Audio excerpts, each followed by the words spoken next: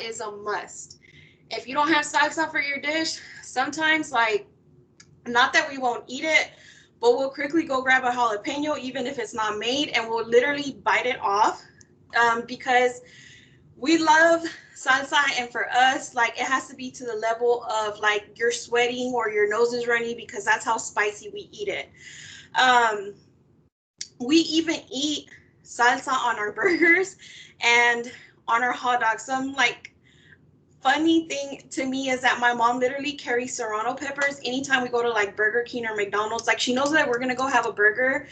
We always know that my mom has serrano peppers in her purse because we're ready to bite it off and just eat it with our burger. For us, we just love chile. I don't know how good it is to be eating that type of chile and all that much, but we just love it. So the salsa roja that I'm about to show you and the guacamole salsa, it has been passed down since my grandma, abuelita Lupe, who, may she rest in peace, she passed away years back, but her recipe has stayed with us. So the salsa roja that I'm going to show you is, please, Cindy, next slide. Sorry, somebody else is controlling since we're here in our kitchen. Next slide, please.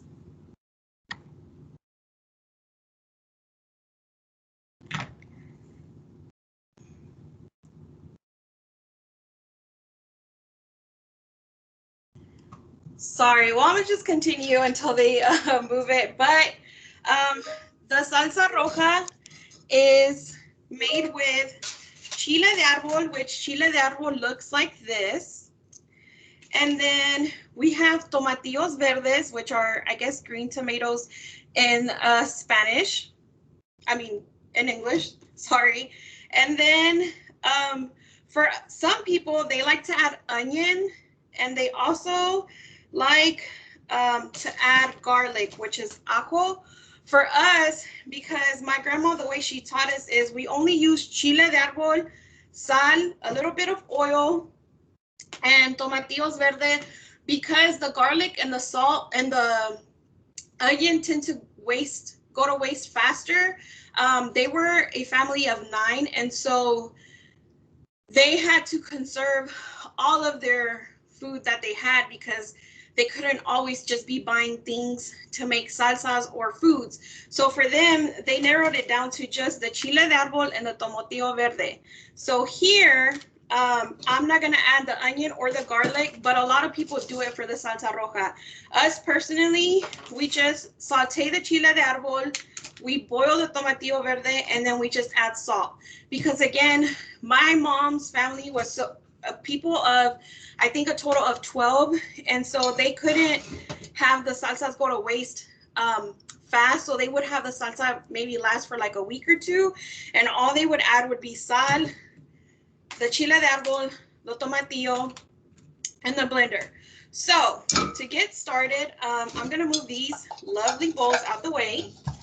I have already boiled my tomatillo verde. The tomatillo verde, which is the green tomato, I don't know how to say it in English, it is already to a tender like. So once it gets like tender, that's how you want to do it. So you add that to your blender. Let me get them. Sometimes they come undone, kind of like that. It's okay, just pop it in there. It's gonna be okay. It's gonna taste good.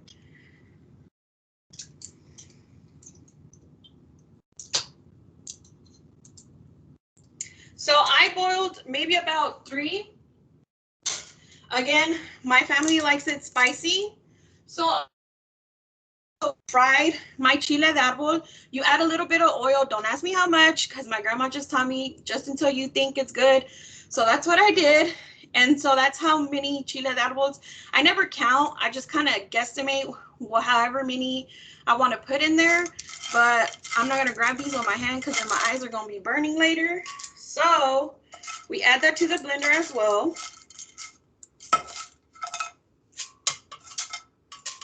And again, my family likes our salsa spicy to the point to where we're sweaty. Add whatever oil is left to the pan, because I don't know, my grandma just told me that apparently it tastes better. So I added all of that, and then I grab my salt, and I add the salt. Well, I'm about to start coughing because that's how spicy it smells. Forgive me. Now I'm about to start blending, but I'm gonna put it on mute.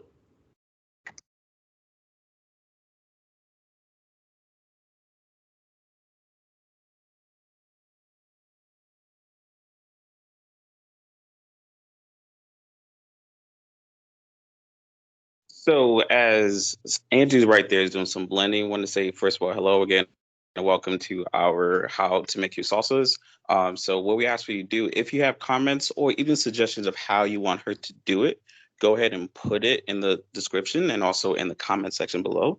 Now, for those of you who have questions about how this is going about, definitely make sure to add in there. And yes, the voice does not match the name, but as you can see now, Angie is definitely blending this ingredients together very well. Um,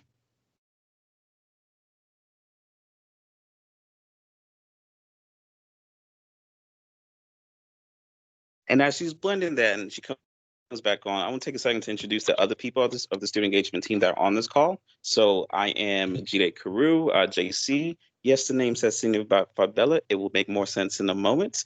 We also have Miss Jessica Sierra on the call. And as again, Angie's taking her time to blend this to make sure it's done all the way properly. We definitely hope that she's still able to breathe after this. Jessica, any words on the technique that she's using to blend? My mom does it exactly like her. Well, she used to. Recently, it was recommended for her not to eat any more chile. So the upcoming salsa is not that spicy, you know? That way, those people who cannot handle spice, And we're gonna take it back to Angie. Angie, how you feeling? I don't know if I'm ready for this, but the way that I blended it is I blended into all of the chile de árbol, basically dissolves in it. So it smells really spicy, but it's gonna be so good. But we have it here. And so I blended it, and then I had already added salt, and then I added a little bit more salt. It's really to your liking for me. I've been doing this for years. So I kind of already know how it is. So I have my cute little Mexican bowls that my mom brought me from San Luis Potosi, Mexico, which you can get them at the store here, but I guess if they're from Mexico, they're just better. And then you just pour it into your bowl. Ooh, Lord. But it's gonna be good. I have my spoon to get any extra salsa from the blender out. And again, it was a little bit of oil. You saute the chile de árbol. You boil the tomatillos verdes, and then add a little bit of salt, put it all in the blender, and then it's good to go. So for me, to taste it, I made some fried beans earlier. I'm gonna grab my tostada, add a little bit of beans.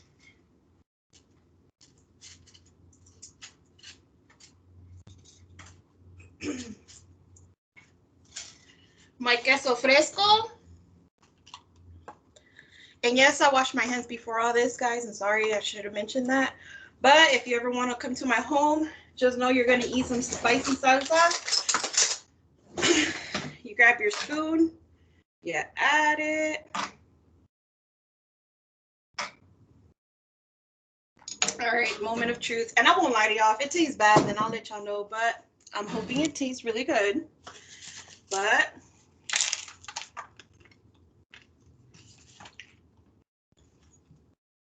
that's good and spicy. I have my Dr. Pepper handy because I knew it was going to happen. Oh man, that was good, Angie.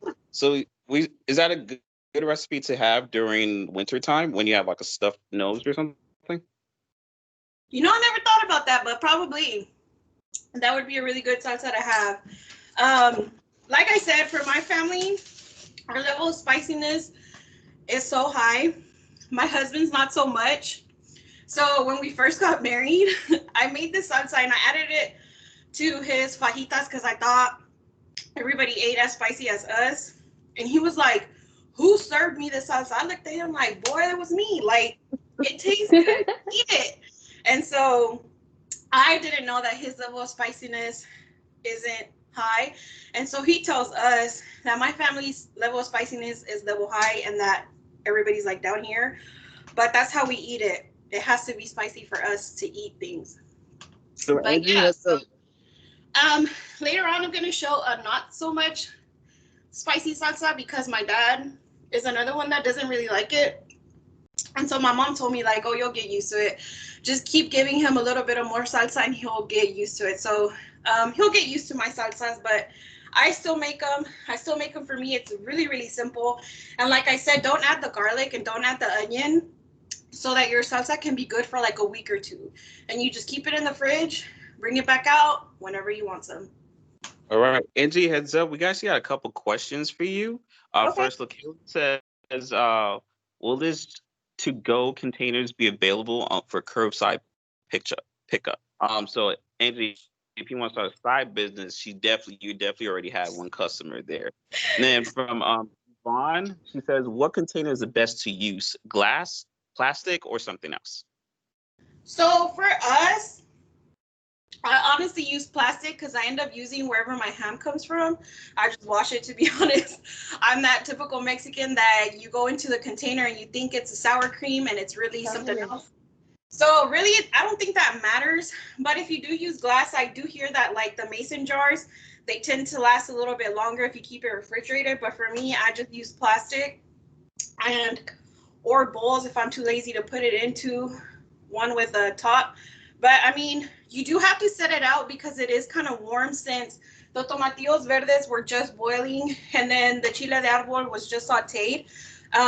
You want to make sure that you don't put it in the fridge right away because then it will go bad.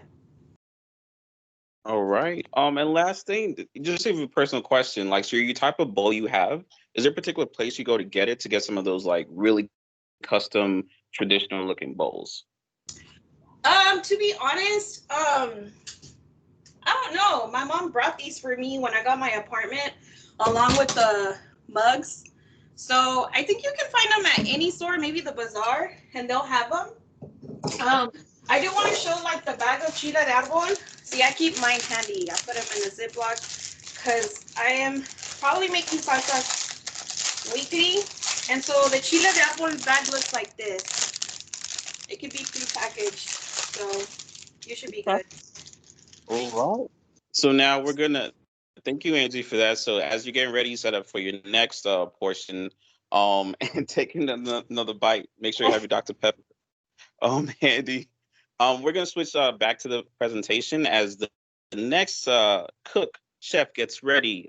Jessica. Oh, I am ready. All right.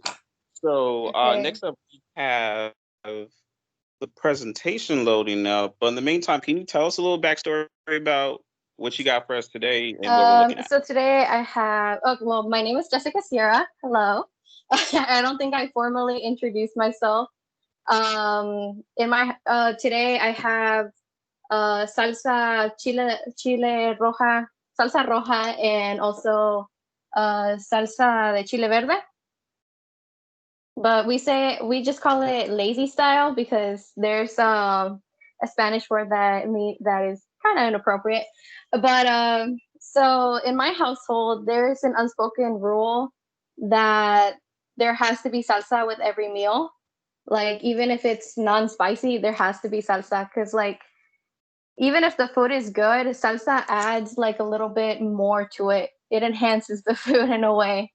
And this is my mother's recipe. She did tweak it when she came to America because she can no longer eat that much spicy because whenever you get older, you can't handle spicy anymore.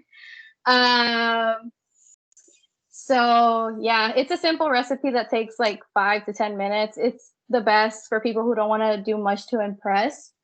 As you can see, I'm already, oh, if you could turn to the next slide to show the salsa roja. Okay. All right. Again, so we are definitely working with the next slide right here. So what you're gonna need is dos tomate romas. They're also called jitomate. I just got my last one, so they look like this. You also need 3 jalapenos. You know, I just got them. You also need a comal, which is, I don't know if you can see that. A blender or a mortar and pestle. We call it a molcajete. And essentially it's to grind the chiles together, as you can see right here. I kind of already pre-made my salsa roja because the grinding in the molcajete takes about, it's an arm workout essentially. It takes a long time. And so you also need cilantro, lime, and onion. Sometimes my mom skips on the onion because my dad and I aren't that big fans of onion. And essentially you put the jitomate, the jalapenos, and the onion in a comal. And my mom says to leave them in until they start crying or chillando. That way you know that they're ready. And so once you get them out, see how the vapor out on that is? I like that steam right there. Okay. Yep, that steam. Yes, that's the word I was looking for. So I already have some pre-made. I'm just gonna add a jitomate and also a jalapeno in there. That way I can show you guys how to grind it on the mortar and pestle, the molcajete. And so I don't know if you can see this or not, but essentially you start pushing it in first, and then you start swishing it. And it takes a long time to do it this way. So usually if we only have like 5 minutes to eat, because you know we're always in a hurry, we just put it in a blender and we just blend it together. Yeah, I would use the blender, but I only have one blender, and I'm gonna use my next recipe, which is salsa verde. Okay. So if you could hit to the next slide. Gotcha. Not a problem. So while the slide is pulling up though, like, so you said that was a mortar and what? That looked like really cool what that was. A pestle.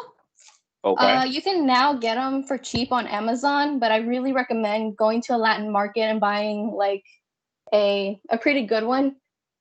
And it takes a little bit to like take care of it. So, but like it makes the salsa really good, especially if you like chunky salsa. It's amazing. Mostly don't throw dishwasher. Okay, got it. Yeah. Do not. Okay. For the mortar and pestle or molcajete, you don't put soap in it because if not, you're going to be tasting the soap whenever you make the salsa. Oh, wow. So you have to rinse it and also clean it with rice. That's what my mom taught me. Huh. Okay. So you were talking about the salsa verde lazy style? Yeah. So both of these are very lazy. That's like if you only have like 5 to 10 minutes to like, make something really quick, like, like you come back from, shopping and you have to go to work really quick, salsa, ready. So for this one, you're going to need 5 tomatillos verdes, which are these tomatillos. Like Angie said, I guess they mean like green tomatoes. And you also need jalapenos. And you do the same thing. You put them on the comal until they start crying or chillando. And once you're ready, you put them. Oh, as you can see, mine definitely are. They've been crying for a while. You put them in the blender. As I'm doing. You also put the onion in. And the cilantro and onion are already in the blender. And I think you can see the blender. It's going to be really, really hot. And you put it in. Since I don't have a top, I'm going to, And I'm going to mute myself as I blend this really quick, okay? Okay. So while that's going on, Angie, I just want to ask into the audience as well. If y'all have some home recipes that we're not doing today, but you're interested, we ask that you share it with us in the comment section. If you have questions about things, LaKayla, we're taking orders. So if you're interested in telling us your order, we'll definitely take an order. You might not get it till, COVID is over, but we want to make sure that all our participants get the orders they're asking for. But Angie, as Jessica again is doing the blending, do you want to tell us what you're prepping for your next thing? Yeah, so the other one is hopefully not so spicy, but yet I'm still going to use serrano peppers, not jalapeno, but we're only going to add one. Get your avocado ready. Make sure that it's ripe. A good way to know is I always take off that top, this little top part of it. And if you see it green, then it's good to go. And then you have your lime that we're going to use. You're going to need your lime squeezer and your cutting board to make sure you can get that. Of course, your knife, be careful with it. And then I'll be able to show you a little bit more, but that's what I have going on at the moment. Oh, and your salt. Can't forget your salt. All right. So it looks like what's called Jessica, are you ready for us to give it back to you? Yeah, sorry. I was already thinking about lunch. I added some of that green salsa onto my taco, the chicken, the pollo. And I'll take a bite. Real good. Okay. I like that. We're 2 for 2 right now. So next up on the list is actually I think I can do a little something. The way y'all are talking about cooking, I think I can do a little something. Yvonne, definitely make sure you get ready to take some notes. So heads up, just a quick heads up. My name is JC, and again, I'm part of the student engagement team. As you noticed here, I'm not exactly in the kitchen. So I'm actually right here at work. So what I'm doing today for my salsa is going to be the pico to gallo, or what I call the pico to go. So a couple of things to know about the pico to go is that one is all about fresh ingredients. So everything from all the ingredients is fresh. You don't have to cook anything. You don't have to blend anything. It's dipped for lack of a better term. And some of the ingredients are already done. So some of the steps I'm going to be going through, these are steps in which I've actually done last night in prep process. But I'll still be showing some of the items of how to do stuff. So going forward, the best thing to know, as you can tell, I'm not necessarily of Latin culture in the sense. But one of the things I'm very good at is watching YouTube. So YouTube is how we got here. So YouTube has helped me feel like a better chef. And some of the ingredients we're going to be going about is this. So starting off with, you're going to need an onion. I purposely like red onions instead of white onions because again, it kind of gives that look to make me feel like I'm a chef again. So next up, we also have, you're going to need a tomato, about 2 to 3 tomatoes as well as what you're going to be needing. You're going to be needing an avocado as well. And then after that, so some cilantro already cut, already here. Now, if you don't know or have never actually cooked with cilantro has this smell that smells really good that just makes you feel fresh, like you're doing something. So when I say YouTube has been my best friend, I can definitely cut down with Gordon Ramsay. After cilantro, you're definitely gonna need a jalapeno pepper because if you know everything's always spicy over here. So I was gonna turn up the heat a little bit. So just because I don't have a lemon squeezer, I just went and got lemon juice. So this is better for me. Next up after that, I also have some pineapples, some little diced pineapples to kind of show you how that is. And after that, I have some chips. And again, just to let y'all know, I didn't bring lunch today. So if this doesn't work out, I still have to eat it. But yeah, so first off, I got my knife and I got my onions to bring it off with. So I don't know if you're used to slicing the onions, but there's something about getting a really good knife, not too big, not too small, but kind of help the process out a little bit. So that being said, I make longitudinal cuts, and then I make some smaller cuts as well. So it kind of looks really pretty because again, with this being fresh and this not being actually cooked or anything, the size of what you make is what you're gonna eat. So then with my onions, I'm gonna go ahead and put some of that in my bowl. So this will serve as my mixing bowl in here as well. And Angie, let me know how I'm doing. Jessica, let me know how I'm doing. Y'all, let me know how I'm doing. If you're like this isn't working out, please let me know. Yvonne, I know you're gonna let me know how I'm doing. So next up, the tomatoes I talked about earlier. What? I'm doing great? Yeah, keep going. You're doing great. Okay. I feel like y'all gonna laugh at me at the end of this. Okay. So I got my tomatoes. JC. Appreciate it. So I got my tomatoes in here and my onions in here as well. So next up, I have my avocado, which again was flashly cut. And then it took me some time to learn how to cut an avocado without having to make it look like, mushy or anything. So again, go ahead and add the avocado to it as well. All right. And to that point again about Tupperwares, I don't know any special place to get Tupperwares, so I just went to Walmart and got the colorful ones, right? The different sizes to make it actually look pretty. So from the avocado, now I'm gonna add my cilantro as well. So I'm gonna put it on top. And yes, it looks like a lot, but in a second, like Jessica said, I'm gonna use that little arm grease to make it actually look really good. So the next step after the cilantro, my avocados, my tomatoes, and my onions is the jalapeno pepper. So I've been told that you definitely need to have a jalapeno in here. If not, it's not pico. Am I wrong? Or it definitely needs to have a jalapeno? Yeah? Okay. So again, I'm going to add my jalapeno in here. Okay. Ooh-wee. I can definitely smell it now. Angie, yeah, this is a lot. Okay, maybe I wasn't ready for this, but do it to your liking. What'd you say? Do it to your liking. Salsas are all about to your liking. Oh, well, I've already cut it, so yep, I'm gonna like it. That's what's gonna happen. So for me here, I'm gonna start to just turn it just a little bit, just because again, I know I have my onions at the bottom, just to give it a little whisk, as they say on TV. And then from there, I can see some of the avocado again, since it's a little softer, it's kind of helping create some of that liquid I like in it. So from there, I'm going to then add my pineapple. This is an optional step, but I like pineapples because again, it gives it a little tang, a little kick to it. And again, with all this jalapenos in here, I'm gonna need something a little sweet in my pico.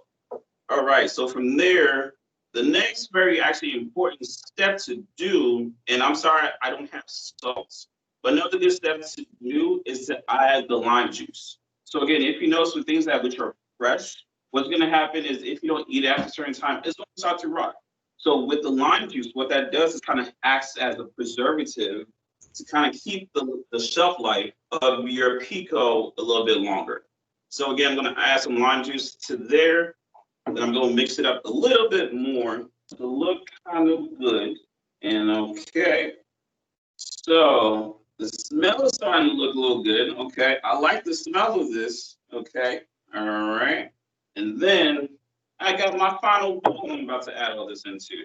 So from here, I'm down to, ooh, I did something today. I did something today. Okay, so Angie, whenever you're having that cookover, I'm bringing pico. That's all I got. So that's what I'm gonna bring over. So from there, I now have this lovely looking pot or little plate of my red onions, tomatoes, avocados, cilantro, and also pineapple in here. Now the next step to do is there's actually a lot of applications you can have with this. I could eat this by itself with chips, which I'm about to do. But if you want to have like a healthy breakfast, you can actually add eggs to this to make like a real full breakfast. I'm told you can also add other things to this. Angie, Jessica, can I do this? Can I use this for other things, or is this more chip and dip? No, yeah, that you can definitely use it for other things. We definitely eat it whenever we made like fried fish. We put it on top of it, and or if we have carne asada, then we use it then. Another thing that you can add pico de gallo to anything, to your ceviche. That's like raw fish, but it tastes really good. I don't know how to say it in English. You can also add mango to it. And with mango, you have like that sweet spicy to it. And it's just basically mango de pico de gallo, and my mom makes that like all the time, and it's so good too.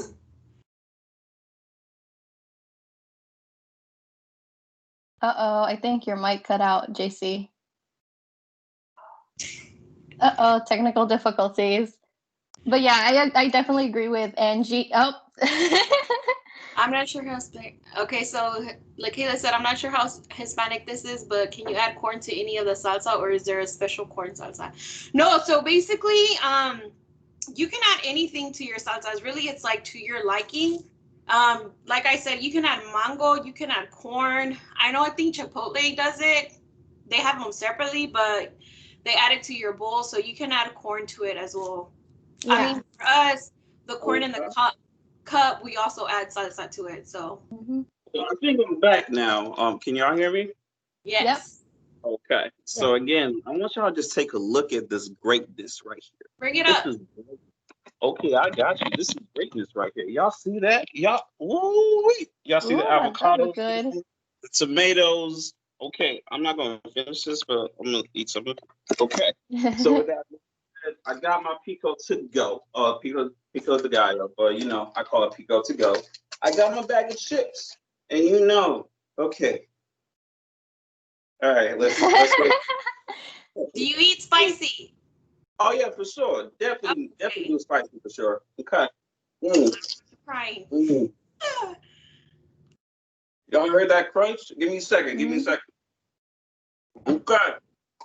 I did something in here. So again, yes, this is really good. I'm feeling good about this. I definitely will take something to go home. But I'll say for anybody else who's watching this, please put your recipes in the chat. I see Angel has a question and a comment in there.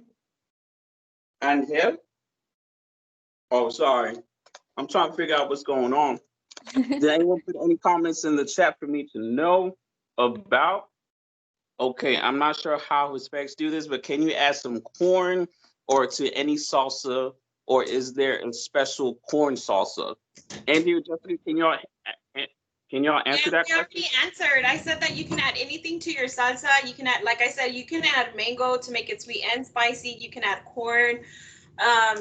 You can add anything to your pico de gallo as long as you like it. Okay. So what's gonna happen now is I'm actually gonna go back and shift it back to you, Angie, so I can enjoy my pico. So I'm gonna mute myself. But take it away. All right. So for the next one that I have, it's basically a guacamole salsa. A guacamole salsa is basically an avocado salsa. What you're gonna need is your avocado, like I stated earlier, your lime, your serrano pepper, some salt, and your lime squeezer. So for this, let me open up the avocado first, and you're gonna use your blender as well. This one's really fast to make. It's used a lot in my household too, especially when we have like fajita or anything of that sort. We open the avocado, we cut it towards the middle. Oh, there it goes. And then you scoop it out with a spoon, drop it into your blender, and then it's all clean. You do the next one. To remove the seed, be really careful, but we basically stab it and we keep twisting it until it comes out. So then it's out. You're gonna use this, so keep your seed. You're gonna put it to the side, cut it down the middle again, and then you scoop it with your spoon into the blender. This one, again, we don't add onion, we don't add garlic, because we like to have our salsas weekly, and we don't want to be continuing to make them. And then I'm going to move this to the side. I'm going to add a serrano pepper. If you don't want a serrano and you don't want it that spicy, just get a jalapeno pepper and you'll be fine. I'm trying to get my husband to eat more spicy, so we're going to do it with the serrano. You cut off the top, and then you just basically add that to your blender as well. Salt to your liking. So I'm going to move this to the side for a little bit. Salt to your liking. And then I tend to roll my limes to get as much juice as I can out. You cut that. And you're only going to use 1 lime. So per avocado, you use 1 lime. So, en español es limón. You squeeze that out, throw it in there, take that out, add the second half, you squeeze. Now, this one with the blender, because it is avocado, you're going to have to be like adding water to it and then stopping it and then kind of moving the avocado so that it can blend well. You have to add a little bit of water to kind of help it blend. So I'm gonna add maybe half of a cup. Let me see.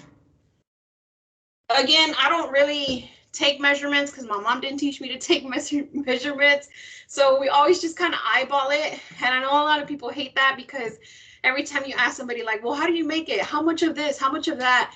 And unfortunately, I was brought up to ay tanteale, meaning just kind of guesstimate it. So that's kind of how I work too. So I'm going to kind of push it in there with the water. I'm going to mute myself again so y'all don't hear the blender. And then I'm going to put the top. And then I'm going to try and move it to where y'all can see it so that y'all can see what I'm talking about when I'm blending it. And then having to put the spoon in there to kind of make it work. Oh, and then I washed it already, obviously, from the salsa roja, because we ain't trying to mix salsas over here. Uh-oh. My bottom part came loose. It comes loose because we take off this to clean the bottom part really well. So there we go. So I'm gonna mute myself.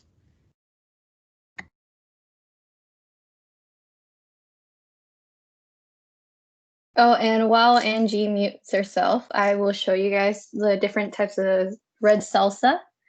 Oh, I took my hair down now that, you know, I'm not making salsa. That way, hey, nobody wants to eat a chip, you know, a chip with salsa and find a hair in it. So I just want to show you guys some of the red salsas I made before the event. So they come out different colors, you know. Here's a green one that I made. And this one is the one that I made during the event. Ta-da! But yeah, they always come in different shades, so don't worry if they're like too pale or too red, you know. Oh, and she's still blending. Oh, I see a comment. Oh, my bad, Jessica. I'm sorry. I was enjoying my pico. But let's go to the comment section and see what we got going on here. Okay. So some of the comments would say, good to know, Jessica. Okay. So look, Kayla, I feel some type of way. You know, you saw me putting in the work. So does anyone not want to partake in this pico?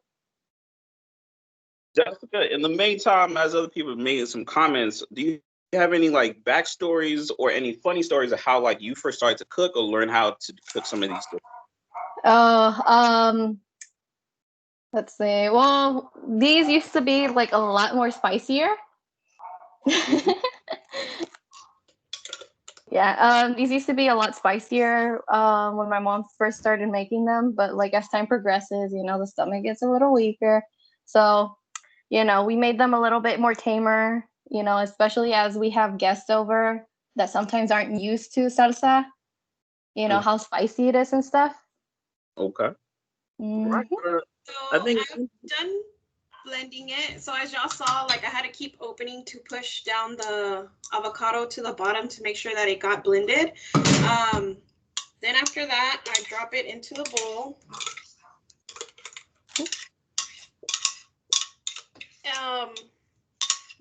Kind of like what Jessica was saying, this is a salsa we make for those people that aren't, I guess, with their spicy levelness high. Most of my cousins and tias are used to it because we all kind of grew up together. Like I said, my abuelita Lupe made that other salsa roja without like garlic and onion because they didn't want it to go to waste fast so that it didn't get bad. And so we all are kind of used to that. But this is the one we make for like people that level of spiciness isn't hard. And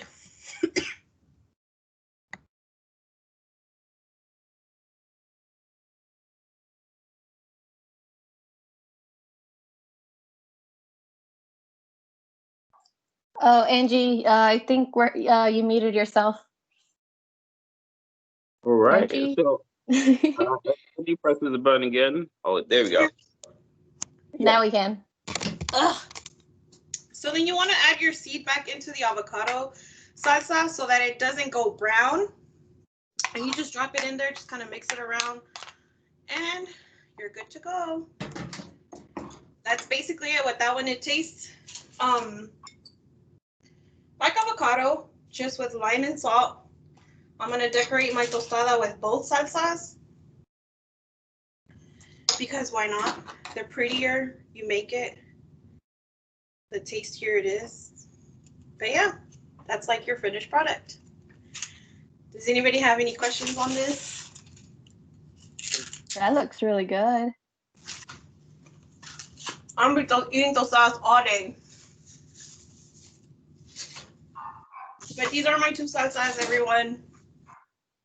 Okay. Oh. So first of all, I wanted to say shout out to my favorite person on this call, LaKayla. You know, thank you for acknowledging my salt, my pico. It definitely is amazing. And would like to say, like, she also made comments saying I may try to make my own salsa this week. So for sure, we definitely want you to give a chance to do so. Yvonne, your comment was saying my mom and Tia's eyeballs when cooking. It's a talent and it takes practice. Yes, definitely being in the kitchen when you're not used to that heat, you might need to stay out of it a little bit. But yeah, I want to shift it back to Angie real quick. Was there any other tips or tricks or things you want to tell us a little bit about some of your dishes? No, I just hope that y'all are able to test it out on your own. If you have any recipes that you want to share with us, by all means, please do it. Again, these salsas go with a quesadilla, an egg, huevo con salchicha, which is eggs and weenie, some beans on the side. It'll taste really good. But that's all I really have. I don't know if Jessica has anything to add. Nothing really. Just I'm definitely gonna make your guacamole salsa. Yeah, Avocado salsa. Whoops. Yeah.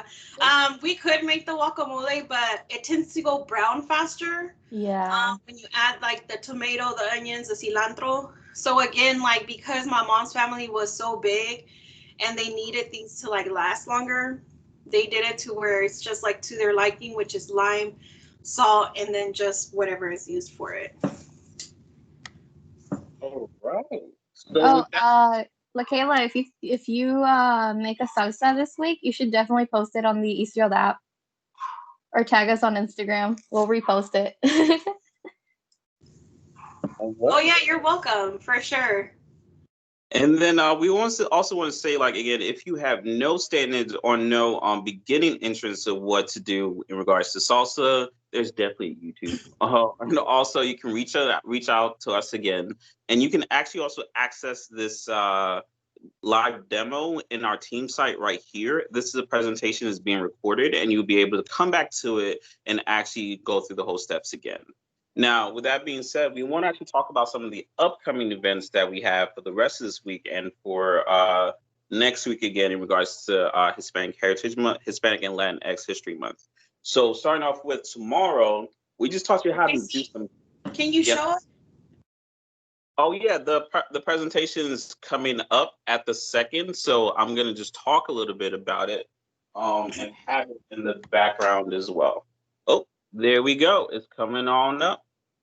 So again, so to talk a little bit about some of the upcoming events that we have coming up, is our next upcoming event is going to be tomorrow. Is we actually have a TEDx a TED speaker coming, and that's going to be Michelle Navarro, and that's going to be again on TED Circle, and it's going to be right here in this team site at 2 p.m. tomorrow. We'll be right here, and the team site will start again. We also have tomorrow evening. We just did a little bit salsa in regards to cooking. So we might actually do some salsa in regards to dancing and physical activities. So tomorrow at 6 p.m. right here on this team side again, we're definitely going to have our Latin dance lesson. This is part of the 4-week series. Again, with you being in your home, you do not have to turn on your camera, but this can serve as a weekly exercise for you. We ask that you come join us and be part of that. Next up, to end up this week, we want to start and say that we have another panel discussion coming up, and it's actually going to be our Let's Talk Immigration and DACA.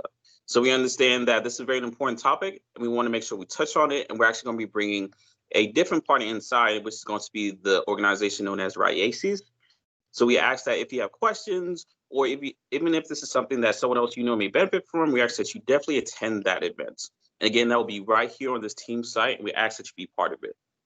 Speaking of which, being part of something, next week is October 8th, and that's going to be getting closer to the end of our Hispanic and Latinx Heritage Month. And we want to make sure that if you want to be part of our poetry from our roots, this is going to be our poetry discussion one. We actually have displayed different works of arts by different artists in the Hispanic and Latin community. If you feel inspired by all the events that we've had this month so far, we ask that you share your poem or your writing or your drawing or even your music with us. And we want you to contact Cindy Fabella with her email right there, so that way she can sign you up. And what we mean by sign you up, it's just sharing what you have to say, so that way we can also highlight you, because we want to highlight the past, but we also want to highlight the future. So with that being said, we definitely want to make sure that you are all in tune with what is going on. And then next up, the next thing we want to let you know, if you want to know where to find all of us for Student Life and all our events, if you look on your Blackboard community, there's actually a Student Life community on there. So at the same place you turn in your assignments and do everything currently right now, if you click over to the community tab, you can actually search for the Student Life Committee, the Student Life community. Once you click into that community, you're able to see all the events we have coming up in regards to Dallas College, in regards to other campuses and the things they have going on. So we want to make sure you take a second to look through that, and then also follow us on IG at Eastfield_DC. And you can also see our other sister campuses and their taglines as well.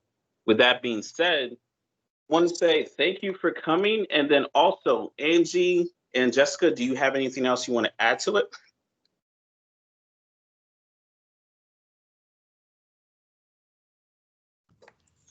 Not much. Just thank you all for joining us for this event.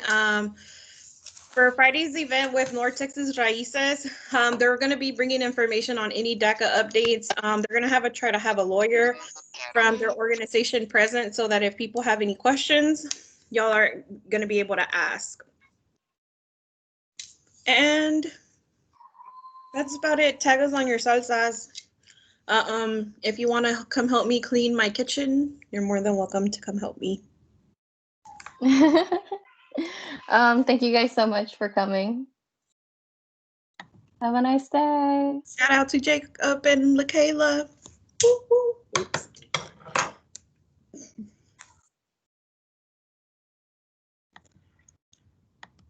Thank you, Yvonne. Oh, you muted yourself again, Angie. I don't know how this computer works, but yeah, me either. Nice. I hope y'all liked my flower. It's very pretty. Oh. Por ahí tirándonos besos, me giro pa'l norte y digo, Patri, ¿y eso? Te lo juro, no sé cómo explicarlo. Era de fuera de la restinga o algo, era preciosa y quedó vio que la mirábamos, que se tiró de piloto adrede. Suavemente, bésame, que quiero sentir tus labios besándome otra vez. Suavemente, bésame, que quiero sentir tus labios besándome otra vez. Suave, bésame.